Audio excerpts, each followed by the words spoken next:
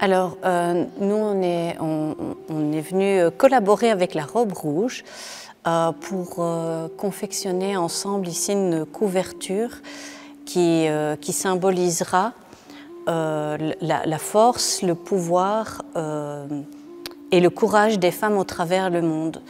C'était important ici pour le café créatif de feu des Nijsverbaan de pouvoir participer à cet événement, justement parce que dans notre espace qu'on veut créer, chacun a aussi son histoire, et donc chaque personne peut venir et déposer aussi son histoire de vie, comme ce qu'on peut découvrir ici lors de l'exposition. Ce qu'on fait maintenant, c'est une collaboration avec Shirley pour faire un atelier de la couture, pour faire quelque chose ensemble qui est une continuation de la thème de notre projet La Robe Rouge. Donc, quand on est tous connectés, La Robe Rouge, elle est née en année 2020, 2020, c'était Covid. Et comme artiste, je ne voyais pas comment j'allais continuer mes activités à cause des limitations du Covid. Et donc, j'étais avec une copine qui est couturière, et on a pensé, OK, la couture, faire quelque chose ensemble, d'où vient le mot Uchten que je viens d'évoquer. Et c'était dans l'année 2019 que j'ai rencontré Lynn pour la deuxième fois.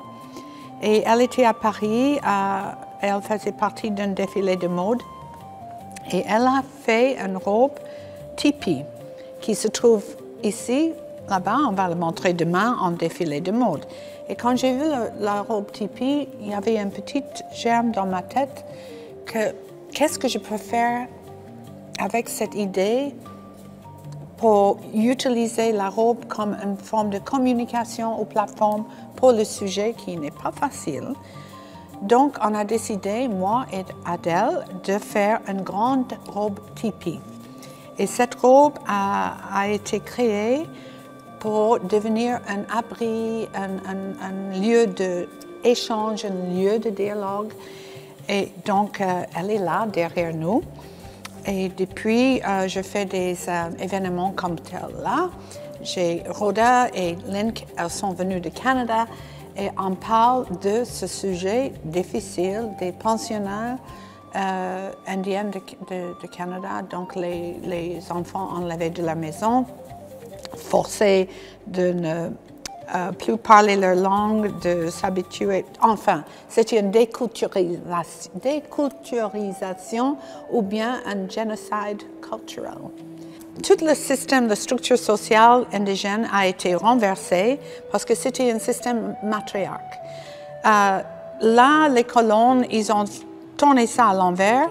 Les femmes n'avaient aucune valeur, elles étaient balayées, et par conséquent, ces femmes n'avaient aucune valeur de eux-mêmes. Elles étaient traitées et encore traitées comme citoyennes deuxième classe. Donc, elles tombent dans la drogue, l'alcool, la prostitution et tout, marginalisées, ciblées. Elles disparaissent à cause de...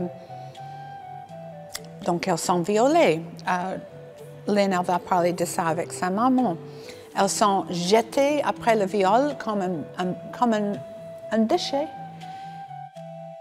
Bien voilà, on arrive à la fin d'un micro-process, d'une rencontre de deux personnes qui sont Heather Carroll et Shirley DeWilde, et qui, quand elles s'associent, peuvent monter des projets fabuleux. Et La Robe Rouge, Passing the Torch, est le résultat d'une rencontre de deux artistes qui, quand elles se rencontrent, peuvent arriver à faire une cohésion autour d'une œuvre commune. Donc derrière nous, vous avez le projet qui est terminé, qui était donc une couette participative inspirée vraiment des mandalas. Chaque personne qui est venue mettre sa petite pièce avait sa petite histoire, et au total 61 personnes ont ont déposé un morceau de tissu sur la couette.